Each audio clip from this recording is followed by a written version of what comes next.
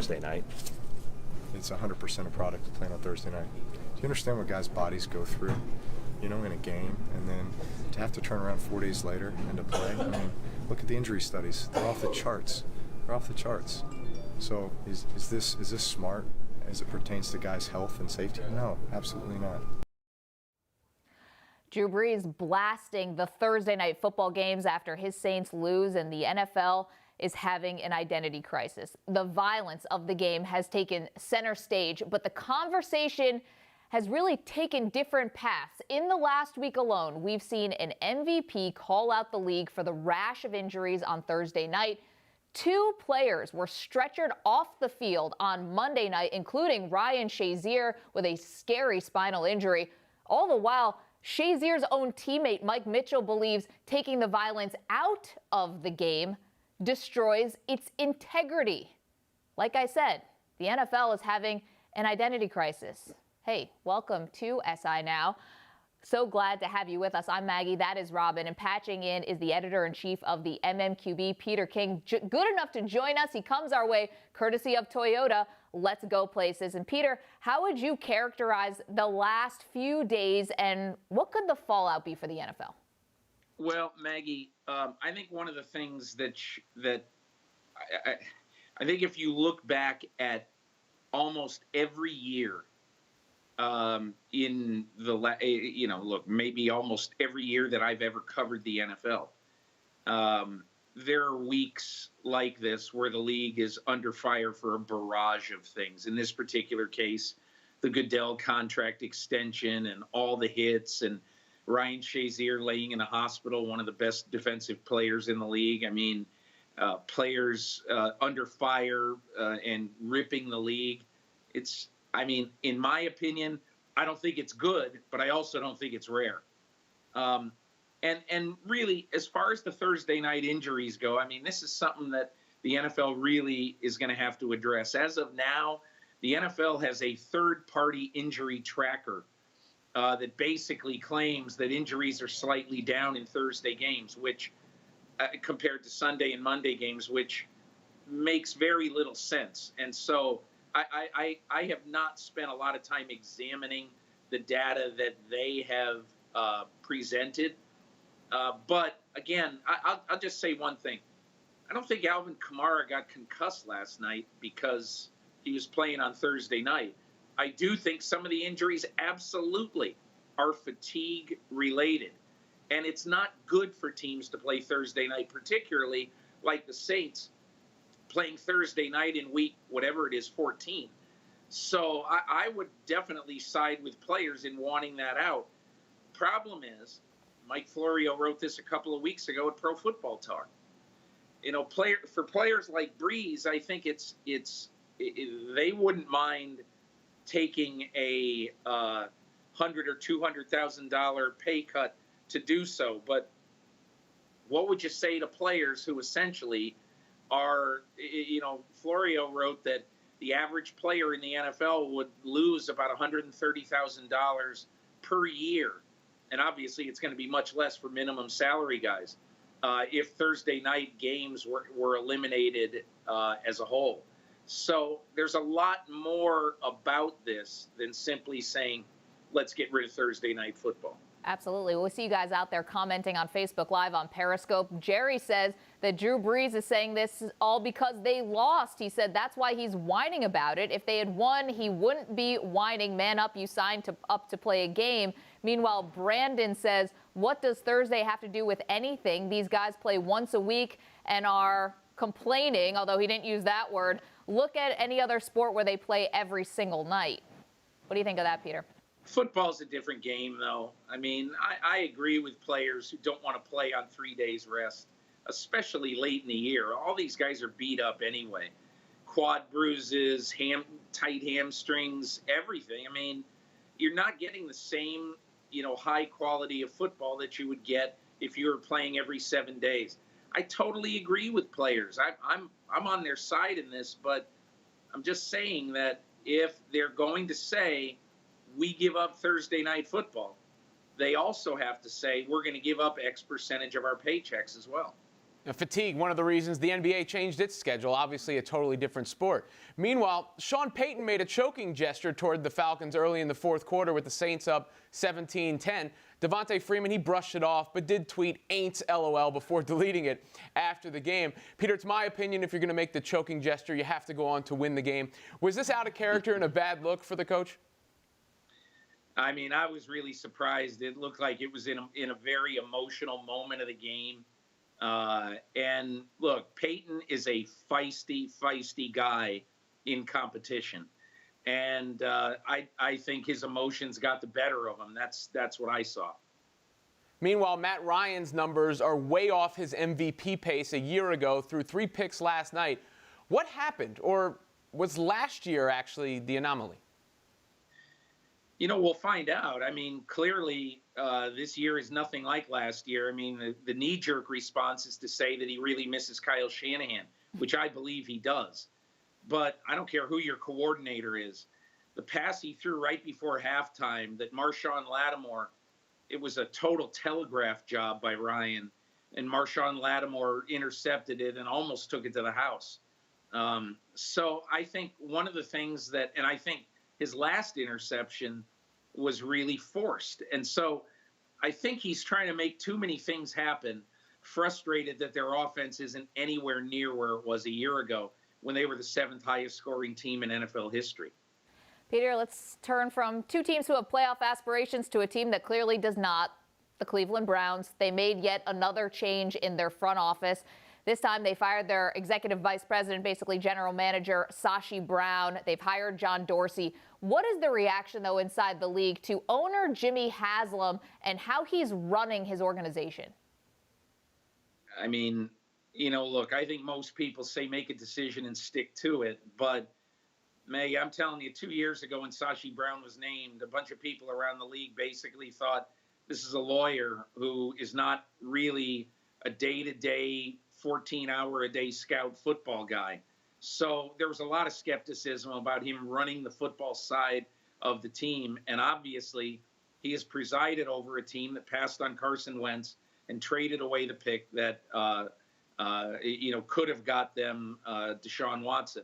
I mean, as well as other quarterbacks. I mean, clearly, they could have taken Trubisky as well, and Dak Prescott. A lot of teams could. But be that as it may, I think the biggest thing right now is that Jimmy Haslam realizes that, you know, he's had more general managers and people who've run the draft in 4 years than the New York Giants have had in 38 years.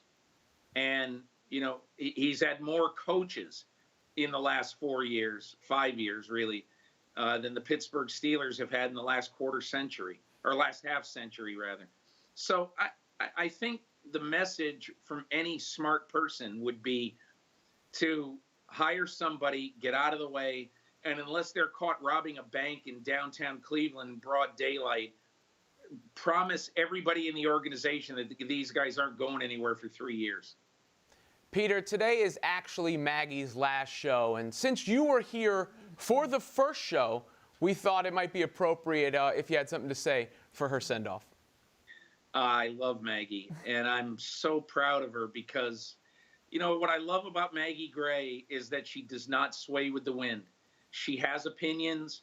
She's incredibly good at her job, but she doesn't let that silence her or prevent her from giving strong opinions when they're needed, which very often in the world of sports they are.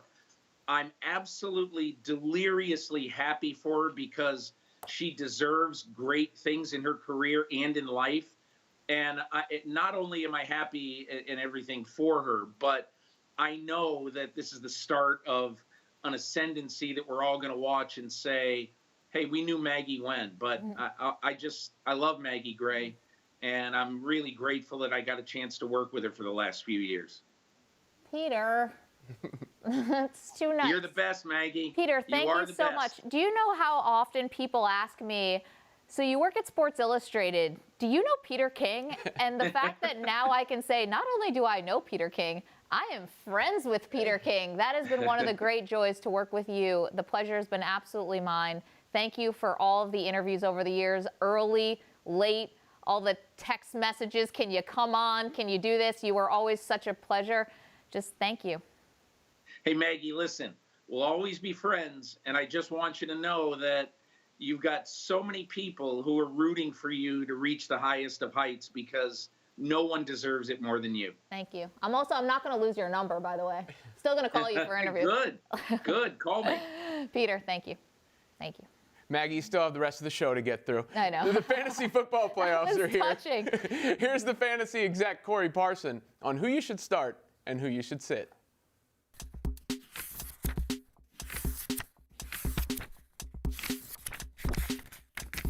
Welcome to SI Now Live's Fantasy Stardom and Situm. I'm Robin Ludberg with the fantasy exec, Corey Parson. Now, Corey, it's the fantasy football playoffs, so be prepared. These will be the most important words you will ever utter. Yes, no doubt about it. I know how important this is. One thing that fantasy owners do this time of year is they tend to overanalyze, so we want to settle everybody down and get ready to push ahead because we got to get to week 16. Week 14 is just the first step. Shout out to everybody that got a bye, too. I don't know, what do they do during the bye week? I don't know. They laugh at everybody else who's getting ready, and they scour the waiver wires or something. They set their lineups in advance. Look at the schedule. But let's get to Corey's executive decisions on who to start and sit. Who are you starting? All right, let's start with Russell Wilson. That sounds pretty obvious. He's the top player in fantasy football. But this week, he has the Jacksonville Jaguars defense. A lot of fantasy owners are thinking about sitting Russell Wilson. You can't do that. Russell Wilson is the reason why you got this far. Listen, they have the best defense. They're only giving about 8 fantasy points a game to the quarterback position, but you always start your studs. You cannot sit Russell Wilson in this situation. I understand Saxonville, the Jackson 5, the whole thing. Russell Wilson has to go in your lineup. Now, Doug Baldwin, maybe not so much. If you start 2 wide receivers, I can see you sitting Baldwin. If you start 3, probably not. But you definitely have to get Russell Wilson in your lineup, even though this matchup is daunting. Russell Wilson is a never sit in any situation. Who's your next start? Next start will be Trey Burton. Trey Burton, tight end for the Philadelphia Eagles. Gronk is out this week. Ertz is in the concussion protocol. Trey Burton's in the player that Carson Wentz likes to get the ball to. He targets the tight end a lot, Mr. Wentz, that is. So when Burton is out there, he's very good chance that he'll score a touchdown. Not to mention the fact last week when Ertz went out, he had 7 targets. So he's going to get involved, especially if he starts the game from the jump. So Trey Burton could be on your wire. Go scoop him up and play him. Who's your final start for this week? It's Robbie Anderson. I'm the president of Robbie Anderson fan club. And this is another narrative thing right here with the no-fly zone. That's over. That's dead. You're free to move about the cabin. It's the no-fly zone. No longer stuck on the tarmac. Everybody's ready to go. Yeah, spirit. 26 touchdown passes allowed this season by the no-fly zone. People are not really into that. They're really following the narrative. They are tough, as far as yardage, but as far as touchdowns, you can score. And what does Robbie Anderson do? He scores touchdowns. Matter of fact, he's got 6 in his last 6 games. He's a little bit banged up right now with a hamstring injury. So as long as he is active, you play Robbie Anderson. I'm not tripping off of Aqib Talib and Chris Harris and those dudes. So let it fly. Let it fly. Fly Robbie Anderson into your lineup. All right, now the sits for this week, the executive decisions. I've never been a big Devin Funchess guy, but he has impressed so far this season. But you got to sit him this week. Tough matchup against the Minnesota Vikings defense. They're 3rd in fantasy points allowed versus wide receivers. Then you got Xavier Rhodes rolling around back there. He shuts people down, except for Marvin Jones Jr. I don't get that. I made that call on this same program. I said, sit Marvin Jones Jr., and he went off. Sorry. You shouldn't point that stuff out. You don't have to. No, I want to keep it a buck. Yeah. I mean, the people are going to come after you. They'll know. They'll find you. You don't have to, I would leave it to myself if I were you. All right, next up. But no, he could see a lot of Xavier Rhodes, so I would definitely be careful if you're playing Devin Funchess. I think he's a good option to go on your bench this week in most situations. Jay Ajayi, the dude is only touching the ball like 5-6 times a game, and that's not going to cut it. Now, don't get me wrong, he's busting off big runs, but too volatile. You can't depend on that every week. Matter of fact, the Rams have only allowed 14 rushing touchdowns on the season, which is at the bottom of the NFL.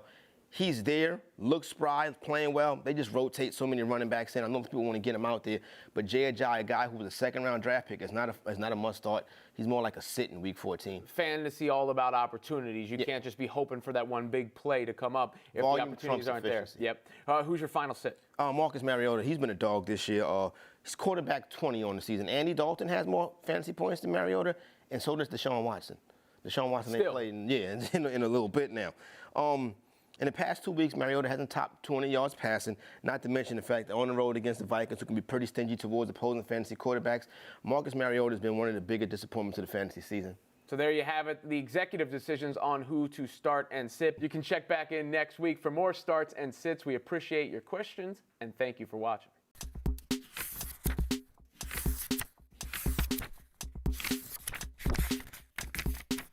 What went into the decision with LaMelo and LiAngelo? What went into the decision? We're trying to get to the Lakers as quick as possible, and we can't be sitting around doing nothing. So how about we go somewhere, I don't care where it is, and play. You don't care where? I don't care. We're playing Africa. We're playing on the moon. As long as both of them boys is out there balling, we'll make a new movie, call it Ball Jam. The latest offering from Lavar Ball. It's simple, certainly not understated. Lavar really elevating all of his trolling. It's an art form at this point, Robin, but is Lavar actually starting to win over the general public? I think he is. I saw a lot of big baller brand shoes posted online yesterday. Oh, they're finally arrived. Yeah, they're in. They're there. Oh, where's my pair? Better late than never. And he had that animated GIF that I think was sort of objectively amusing. But with He dunked on the president. It's pretty funny. With Lavar Ball, you're looking at a guy who you could fairly say is maybe putting extra pressure on Lonzo Ball, right? Other than that, I'm not really sure what the vitriol is about. Okay, he's boisterous, he's getting too much attention, but obviously there are numbers and there is a reason he is getting that attention. As far as what he's doing pulling the kids out of school, I've said for a while that playing overseas might be a better option for many than in college. Overseas leagues are better than college basketball. Grown men, you can get paid, maybe some cultural experience as well. We'll see how that turns out. But the guy is entertaining, and I think most people are starting to come around to that because it ain't that serious. You know, your favorite rapper is Jay-Z, and he says, I'm a businessman, I'm a businessman. I'm going to probably botch that quote, Yeah. but I'm a businessman, not a businessman. Yeah. Thank you. Now, here's what I think about Lavar, right? I think this is actually one of his shrewdest moves yet. I believe he can follow really the David Stern model. Why do we credit David Stern, the former commissioner of the NBA, for his brilliance? He made the game global. Lavar is looking at his sons. Yes, he says get to the Lakers as fast as possible, but in terms of his big baller brand, he's trying to find a new audience. Let's be honest, when big baller brand debuted in the U.S., it was kind of a joke. We were making fun of how expensive the shoes were. We were saying whether Lonzo should actually play in them if he's going to be competing in his first season with the LA Lakers. Well, now if you can go to Europe, if maybe you go to China, you can use your other two sons as these sort of ambassadors for your product. I mean, when he says we'll play on the moon, I kind of think he's looking at global domination. I really do. People roll their eyes at that, but I think Lavar sees himself in the same vein as like the new Nike, the new Reebok. You know, he says stay in your lane. He's really trying to create his own lane. And a lot of times people have a harsh reaction to it because it's different than the norm. You know, typically guys go sign with Nike or do something along those lines, and he is doing things differently. We'll see how it works out, but if it works out in his favor, I think we'll look back on him a lot more favorably. Also, if he keeps putting out gifts where he's dunking on the president, he might get deported. Meanwhile, let's talk about actual games, shall we? The Thunder, with 2 of their 3 All-Stars and 2 of their 3 Olympic gold medalists on the court, lost to the Brooklyn Nets, who have 0 All-Stars and 0 gold medalists. The game was played in Mexico City last night, where the elevation is over 7,000 feet. But still, Robin, is it unforgivable that the Thunder would lose to the lowly Nets? Yes, I think given the circumstances. If the Thunder were rolling this season and this was just a hiccup, a bad night, fine. But they are not. I mean, the records of the Thunder and the Nets are remarkably close, and the talent level is not remarkably close. Big disparity there. This is starting to become a problem for Oklahoma City. You obviously have Paul George and his future still to be decided upon. You have Carmelo Anthony's reputation and those who would say, hey, I told you he was a losing player. And you have Russell Westbrook, who played a lot better without anyone around him a year ago. Billy Donovan, I believe, will be the first person really on the hot seat. And then you'll start hearing about roster shakeups because they are not living up to expectations. But what does Sam Presti, the general manager, do here? He's really stuck because you can't fire Billy Donovan midseason. You don't have an heir apparent coach on the bench that can be elevated. You're not going to bring in a new coaching staff when you have the likes of Carmelo Anthony and Paul George and Russell Westbrook all playing together. You just have to find a way to right this ship. And, you know, I'm really alarmed by a couple things. I mean, they were coming off a 3-game winning streak, and then they lose this game in Mexico City, but it's how they lost. They had a double-digit lead in the first half. They were outscored 26-10 in the fourth quarter. That's not winning basketball. They're 2-10 on the road. That is not a roadmap to get to the postseason. We already heard Paul George. He said if they don't get to the bar as the Western Conference Finals, he's out of there. Western Conference Finals, I feel like they're lucky to get a 7-8 seed at this point. I mean, that's not a joke. They're in real trouble, and it could have major ramifications for the organization moving forward. If the season ended today, they'd be out of the playoffs. That's crazy. In other Nets news, Jahlil Okafor's Sixers career has finally come to an end as he was traded to Brooklyn, along with Nick Stauskas for Trevor Booker.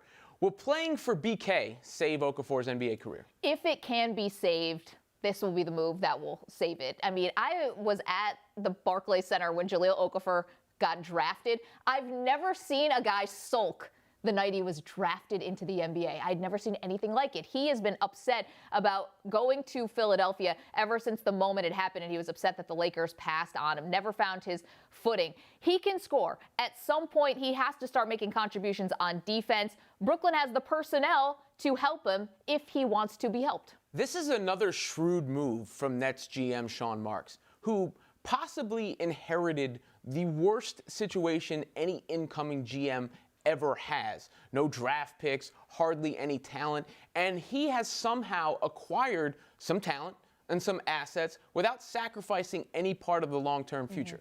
I've never been a huge fan of Jahlil Okafor because, you know, I think guys who need to be fed in the post, that's a little bit of a game of the past, plus lateral movement defensively. But he was evaluated very highly. He can certainly score. This is a flyer. They're taking a chance on him, seeing what his potential actually is, and they're really giving up nothing. And now Marks has wound up with the second and the third pick in the 2015 NBA draft. So in a sense, he's turned no draft picks into guys who were once highly drafted. Yeah, with D'Angelo Russell also there. You know what it also signals? Because Jahlil Okafor does not have the best reputation for obviously being a team player. I mentioned all the sulking he was doing. But that means that the culture is strong enough in Brooklyn where they feel like they can absorb a guy even if he's a malcontent. That is actually progress in and of itself, that you feel like you have the good enough people in place that you can bring someone aboard even if, you know, they're not going to be great in the locker room, if you will. Kenny Atkinson is known for player development. Lee Feiner commenting into the show, typical biased media not talking about Lance Thomas's resurgence as a defensive force off the Knicks bench. Shaking my head. Sorry, Lee, we'll get to it. That was a burning hot topic today? Monday's show. Unfortunately, though, I won't be here for Monday's show because this is my last show. 1,169 episodes of SI Now, and I was actually thinking back to the first show we ever did. We were lining up what topics we were going to talk about, and we were wondering, do we even have a show? So now, 1,100 or so episodes later, I was still asking everyone before the show, do we have a show today? And I guess that just goes to show that even though things change, they kind of stay the same also. It's really crazy here because no two shows have really ever been the same. And I think that, well, now I feel like I can really say I've kind of seen it all. There has never been one moment where I was ever ashamed by what we did. We've never pandered. We do have good taste, I believe that, and I'm just really proud to be able to say that. I'm so proud of this show. I got to say some thank yous to the people who had the vision that we could go from one camera in front of a green screen in a basement in Midtown to this living, breathing thing. To the people who let me steer the ship, they let me find my voice along the way. Now to everyone behind the scenes, you know who you are. Too many people to mention, but our producers, our team, team, the people who actually make this show. They work so tirelessly to make this good. They get no outward credit. I appreciate you all more than you will ever know. To the studio people who are here, I just have one question. Can I see my ISO? Inside joke. It's inside joke. Hair and makeup, everyone, thank you for your artistry. You guys are so amazing. You're so talented to work with. To the SI writers, like Peter King, who was just on the show, you volunteered your time. I always say when it comes to information, storytelling, obviously journalism, SI is unmatched. I'll put our people up against anyone in sports media. The audience, thank you. We do everything with you in mind. Thank you for rolling with us for all these years. My mom and my brother are actually in the control room right now. That's really special for me. My mom has watched every show all 1,169 shows and text me after everyone to just say how great it was. So it's really sad for me to be leaving, but at the same time, I feel like this show's in such a great place. Robin, having you here for the last few months has just been fantastic. You have elevated this show, and I just know that I'm leaving it in really great hands. So that's my little spiel. Thanks for letting me give it to you, and I don't know. I'm just going to miss you guys. It's been a pleasure. It's all well-deserved. You know, you're super smart, super committed, and you will succeed wherever you go because you won't allow anything else to happen. I know that from being around you and talking to you every day. But you talked about all the shows and, you know, no two shows being the same. Yeah, and not being embarrassed about any moment. Well, let's take a look at some of the moments of Maggie Gray's. I knew this was going to 1,000 plus. I don't have the number exact. You know, it wasn't my goodbye. Here is a look at Maggie Gray on SI Now Live. Welcome inside our Sports Illustrated studios in New York City. I'm Maggie Gray, and at the risk of sounding like a Tim Tebow press conference, I'm really excited to be here. And because this is all live, anything can happen. Congratulations on being the most fashionable of all athletes. Your defense leading up to the NBA draft. I have been working on my. As someone who gets the privilege of sitting in this seat, I know it's because of the great work that you did. Thanks. Thank you so much. And it's great to meet you. You're amazing.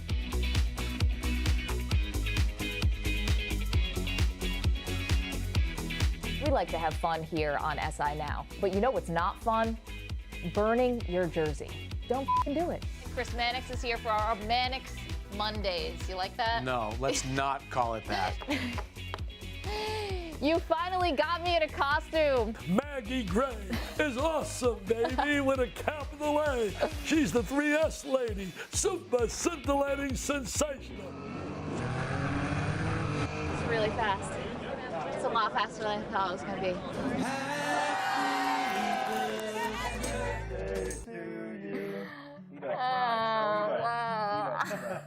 be. Were you feeling that way back in your playing days? Did you feel like all the eyes were on you in this way? There are always eyes on you. People say athletes should, quote unquote, stick to sports. What does that mean to you? If the president came to you and said, we want to get more patriotic, we want anthems played at all sporting events, and that includes the UFC, what would you say? It's our 100th, 500th, 800th, 900th. 1,000 episodes, All those hairstyles.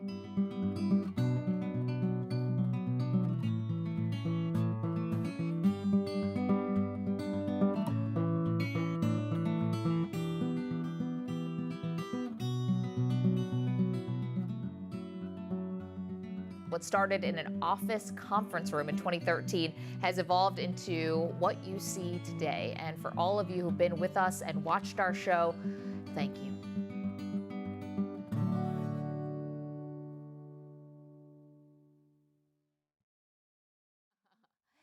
You didn't have me until the end. That was really, really amazing. Thank you. Whoever cut that, I'm assuming that was probably, that was a team effort. Thank you guys so much. Oh my gosh, that was incredible to watch that. Wow, thank you. I'm speechless. We'll let you get off camera now. I know. Enjoy the rest of your day. Thank you. I'm going to go watch that 100 more times now for the rest of the day. Congratulations. You really do deserve it. And here's what you guys can look forward to this weekend.